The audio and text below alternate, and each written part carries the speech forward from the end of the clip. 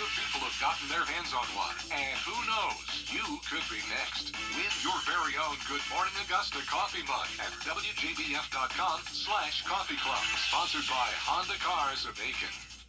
Jackson Massey, your auto injury attorney, is ready to help you in times of trouble. He's been doing this for over 25 years. He wants you well and well paid. Call 706-722-1900 now. Fly direct to Washington, D.C. from Augusta Regional Airport. The Live Viper 6 Skyview Network, sponsored by Terry Lambert Hyundai. Well, on a scale of 1 to 10 today, our forecast is frankly off the scale. It's absolutely beautiful outside. However, we still have a fire danger tonight. All these counties, our western viewing area, under a fire watch because it is mighty dry. Any rain in the forecast? We'll talk about it with the Viper 6 forecast straight ahead. Right now on News Channel 6 at 5, why Columbia County Commissioners are asking for a hand count of the Georgia House District 125 runoff. Plus, Augusta's mayor wants voting power, what he's doing now to gain more support, and what you need to know about South Carolina's new open carry gun law. As your News at 4 starts now. Live from Television Park, this is WJBF News Channel 6 at 4. Good afternoon, everyone. I'm Jenny Montgomery. Thanks so much for joining us. Brad is on assignment today. Coverage you can count on begins with the Columbia County Board of Elections saying no to a ballot hand count. County commissioners requested it after a polling problem happened yesterday during the House District 125 runoff election. Now, commissioners want the board to reconsider its decision. Hannah Latier joins us live from the Board of Elections headquarters in Evans with more details. Hannah? Jenny, the director tells me an error message popped up on one of the runoff election poll pads at around 7 a.m. The issue was resolved within 30 to 45 minutes, and it did not affect the primary election. She says the issue happened at all of the precincts in Columbia and McDuffie counties. About 40 emergency ballots were issued. Commissioners say voters alerted them of the issue, which prompted them to request the hand count at around 4 p.m. yesterday. However, the Board of Elections says the recount of around 5,800 ballots is unnecessary because all of the ballots have already been accounted for, including the 40 emergency ballots. The director says this was the first time the two counties had two separate elections on the same day. She also says the technology is fairly new, which may have had something to do with the issue, but she says it was resolved quickly. With our voting system in the state of Georgia, there are many parts to it. I mean, you got to figure you have the poll pad, the BMD, the tabulators, then you have humans involved. So I mean, there are many steps in the process where something could go wrong. You know, it's the fact of being able to address, adjust, and correct it, and that's what we did. Gay says the results for the election should still be certified by 6 p.m. on Friday. We reached out to the county's Board of Commissioners for an interview, but they declined. Live in Evans, Hannah Latier, WJBF News Channel 6. All right, Hannah, thank you. In Grovetown, Soretta Smith has been reelected to the Grovetown City Council. Smith has held her seat since 2021, following the death of council member Alan Transu. Some former Augusta leaders want your vote for the mayor to vote. Garnett Johnson kicking off the campaign in support of the May referendum for a mayor vote. The mayor was joined by the last three mayors and other political leaders who say the mayor needs a vote like any other commissioner, not just to break a tie. It's a simple ballot question. Should the mayor of Augusta have an equal vote in all matters as it relates to the Augusta-Richmond County Commission? This does not advocate for a strong mayor. It does not advocate for any expanded powers, authorities, or duties of the mayor. But I feel strongly the mayor should have a vote. Former State Senator Charles Walker, who was the main author of the consolidation bill, supports changing it to give future mayors a vote, saying it is the right thing to do. Time now for a first look at the forecast. Chief Meteorologist Tim Miller is here. Tim, gorgeous day today. Oh, Jenny, I mean, I'm telling you, it is picture perfect. A snapshot of a postcard we could do with this picture here. Beautiful sunshine, a little bit of haze, because one, we still have these controlled burns, and our friend is back.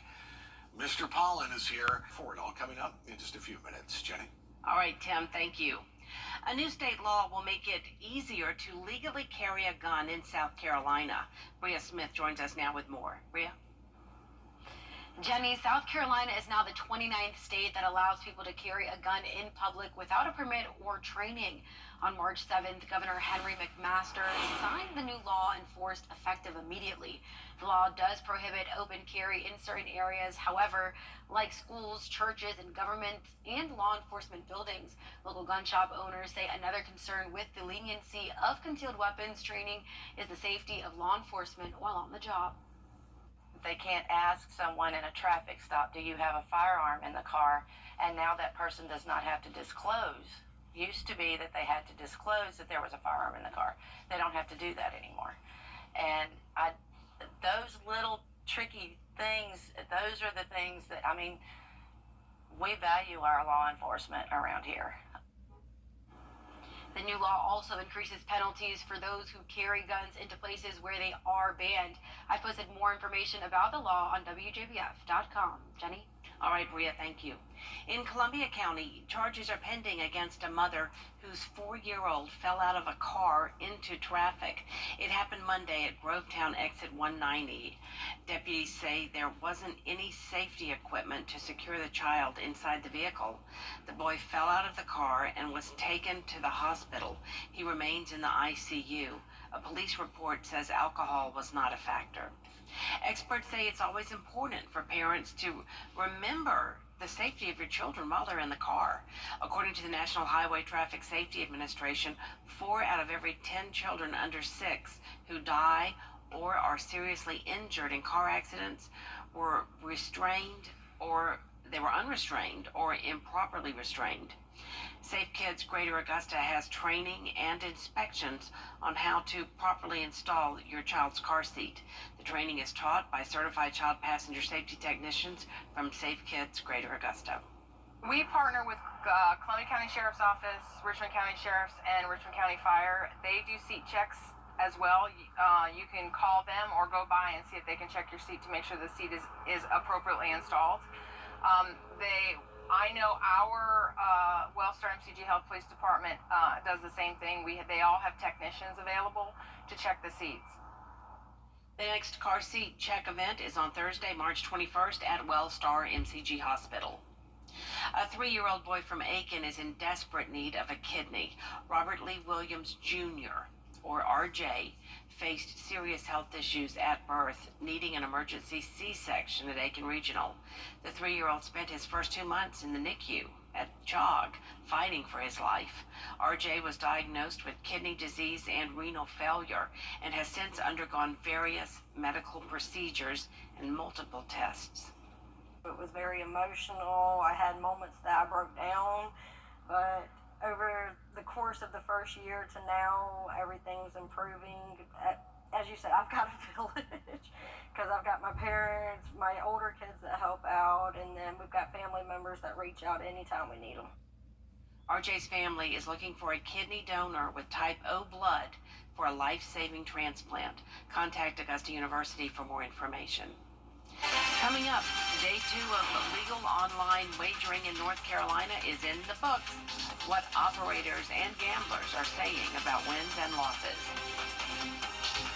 Well, you really wouldn't know it. I mean, because spring feels like it's already here, but officially spring begins in 6 days. The ironic thing is, once spring begins, it's gonna not feel very springy. Details of the forecast coming up.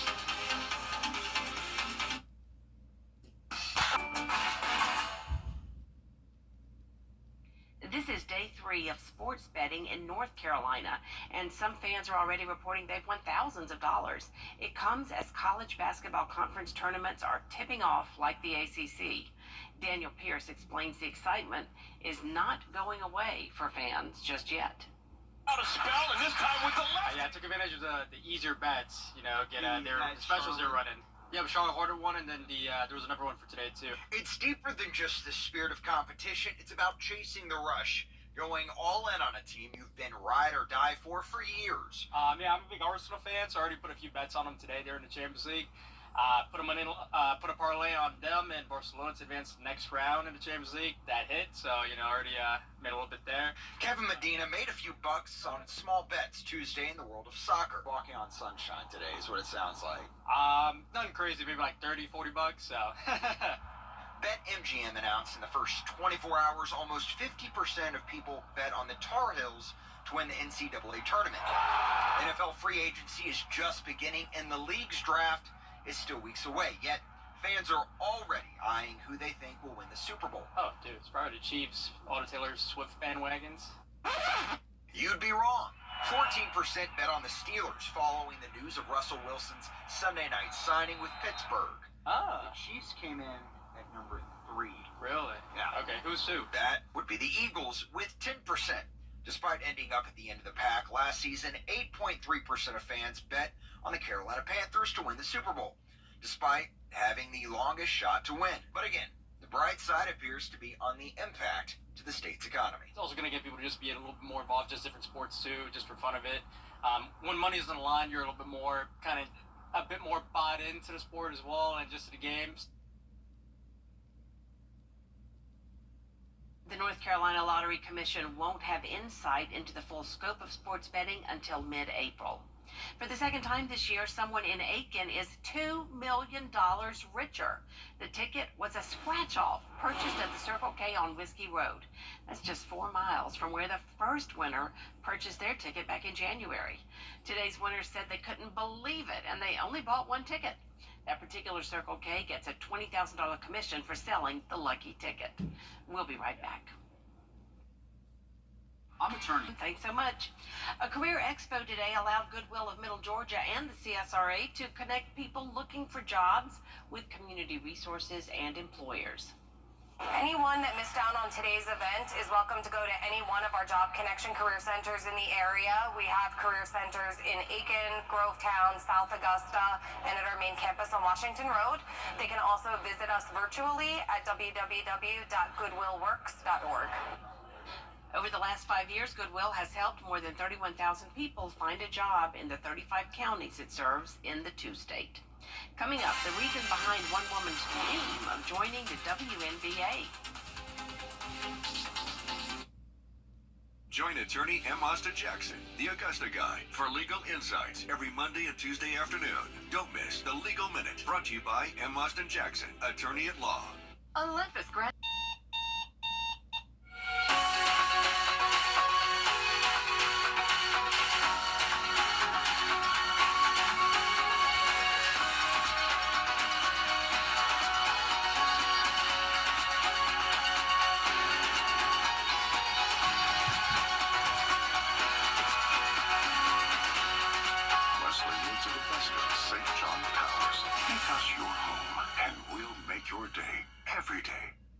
Join the Augusta. The News Channel 6 mobile app is now even better. Download it today.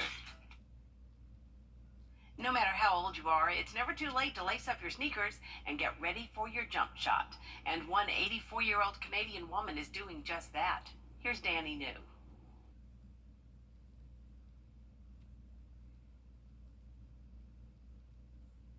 This is day one of my journey from 84-year-old grandma to WNBA All-Star. Since October, Shirley Simpson has put the entire basketball world on notice. They keep pushing me and saying, Bubba, you can do it, you can do it. A few times a week, Shirley and her 2 grandsons, Parker and Hunter, train vigorously at their local gym in British Columbia, Canada. I wake up between 5 and 5:30 a.m., and I'm on the gym ready to go by 7 a.m. As they chronicle her mission to make the WNBA in a TikTok series that has garnered millions of views. Here's me emoting on the haters. You can probably guess who writes the script. Went to the weight room, where I hit tries. This idea came about after Shirley underwent knee replacement surgery last March, and the boys wanted to keep this massive Toronto Raptors fan motivated with her favorite sport. Wasn't looking after myself, and they took over. It also helped that Parker and Hunter wanted to promote their basketball accessory brand called Court Candy, which you can see she sports in all the videos. I miss you, and I'm still going for it for you. But when Shirley's husband of 62 years, Dave, passed away just after the first video's success, this quality time became about a lot more. So it's been Just to a very, keep her busy, keep her mind in a good place. They put eyes emoji on both my TikTok and IG video. 5 months later, Shirley has gotten in great shape, has become an internet celebrity, and as you can see, has even caught the attention of the WNBA and its teams. However, none of those can compare to her favorite part of this experience. It's just terrific being part of your grandson's lives too. Shirley Simpson has 14 grandchildren and 10 great-grandchildren. No doubt a superstar in her large family tree. There's more coverage you can count on coming up at 4:30, including Congress passing a bill that could ban a popular social media platform. Here's a hint. You just saw it in that story. D's up next at 4:30.